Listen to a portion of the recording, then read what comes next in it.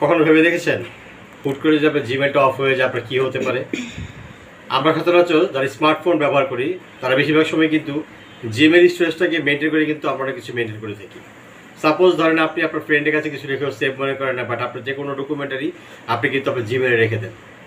সম্প্রতি ইদানিংকালে আপনার বিভিন্ন মাধ্যমে জানিয়ে দিয়েছে যে কোনো সময় বন্ধ হতে পারে, বাতিল হতে পারে অতিরিক্ত অনেক জিমেল অ্যাকাউন্ট। কারণ এই জিমেল অ্যাকাউন্টগুলো আপনার শুধু শুধু স্টোরেজ খাচ্ছে, যেগুলো কোনো কাজে আসে না। তো আপনার অনেক জিমেলের মাধ্যমে অনেক ভিডিও এডিটিং করে থাকেন বা বিভিন্ন ধরনের এডিটিং সেভ করে থাকেন বা বিভিন্ন ধরনের ব্রাউজিং করেন, তখন কিন্তু আপনাদের জিমেলগুলো কোনো কাজে আসবে না। এখন যদি যেহেতু জিমেল যে কোনো ক্লোজ হতে পারে বা বন্ধ করে দিতে পারে, ডিস্ট্রয় করতে পারে, সেক্ষেত্রে আপনার অতিরিক্ত জিমেলগুলো আপনি কীভাবে সেভ করবেন? আজই আপনার যেই একই মোবাইলে স্টল করা অনেকগুলো জিমেল আছে, সেই জিমেল থেকে আপনি আপনার বন্ধুদেরকে SMS করতে পারেন। শুধু শুধু আপনি তাদেরকে বিভিন্ন ধরনের বিষয়গুলো জিমেলের মাধ্যমে শেয়ার করতে পারেন। মানে এটা হচ্ছে যে মাসে একটি বা সপ্তাহে একটি বা 2 মাস অন্তরে একটি মিনিমাম মেইল আপনি আদান প্রদান করেছেন। এই ধরনের জিমেলগুলো যখন দেখবে তখন তারা এগুলোকে বন্ধ করবে না বা এগুলোকে বাতিল করে দিবে না।